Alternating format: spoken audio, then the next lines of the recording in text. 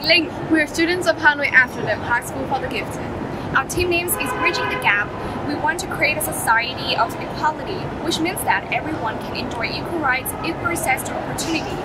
And we want to close the gap between the underprivileged and the advantaged, so we take this name.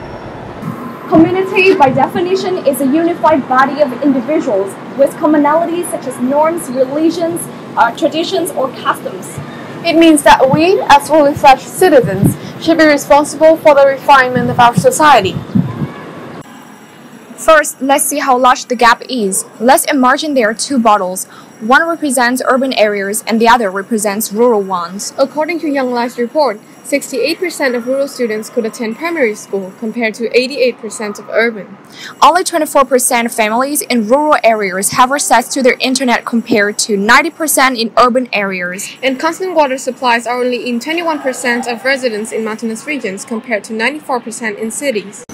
Education, fresh water, and smart devices, all those things we take for granted. But for children in mountainous regions, these are privileges that they could not afford. For children in towns and cities, education, smart devices, food and water are something that everyone can have. However, as a unified community, we express concern about children in mountainous regions because they lack most of the necessities. To me, lack of education has a pernicious effect on children in mountainous regions. When growing up, they do not know the basic rights and they are not aware of the values of themselves.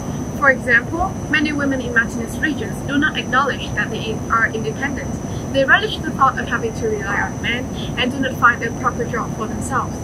Furthermore, Engu, do you think that education provides us with a motivation to make headway in life? Of course. Yeah, so children in mountainous regions, when they do not have access to education, they will lose the motivation to make progress in life, and they will follow the footsteps of their forefathers instead of starting to have a brighter future.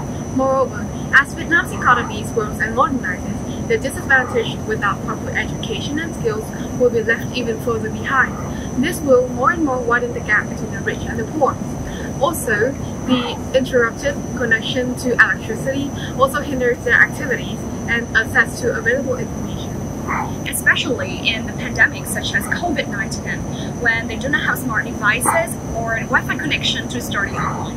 The teacher, they will have to cover 10 kilometers to hand out their assignments to students so that they can catch up with the class. The first solution is to provide children in mountainous areas with basic necessities such as food and water. We can achieve that by setting up fundraising events or charitable excursions to mountainous areas. There's a trend in projects focusing on such issues. We, our students, can do our part in raising the awareness of people or calling for financial aid from our community. You know, can help rectify this problem to a certain degree. To me, providing proper vocational education would also be a very practical solution. Recently, I had my trip to Hazang, specifically at a village called Lumta, which specializes in producing linen. There, I meet a woman, also an artist and the one who preserves their tradition. Her name is Vang Thị Mai. Throughout the years, she has been providing vocational training for children from the age of as young as 5 years old. For many children, their mothers have gone away to China and their fathers have been arrested in prison due to illegal acts, or they are workers and having to work far away from home for like years. So what Mrs. Mai have been doing, have been providing them with an incentive to work harder for a brighter future.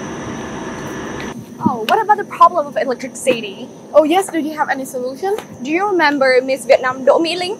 Oh, she had a project on this issue, right? Yes, she has carried out electrification program and she has presented her program to Miss World 2017. So specifically, her program is focusing on children and people in mountainous areas, in remote areas in Yên Bái province, where children, they do not have electricity to carry on their daily practices. So do you think that we could do such a project? So among all those proposed solutions, I think that the most possible one would be electrification and also like providing vocational training. I think that we as students should pay more attention to the issues of the living conditions of people in mountainous regions, and together we can join hands to providing them with a better life and also to bridge the gap. Yeah, Đỗ Mỹ Linh, her project has impressed the world with its practicality and its profound meaning. So I think we should do. Through addressing the issue, we hope that we have played our part in raising awareness about the living conditions of underprivileged children in mountainous regions. We, as students with enthusiasm and energy, should join hands to help improve the community and to help their students in mountainous areas have a better life. We are bridging the gap, and we want to spread the message. We are born equal. Everyone deserves the best.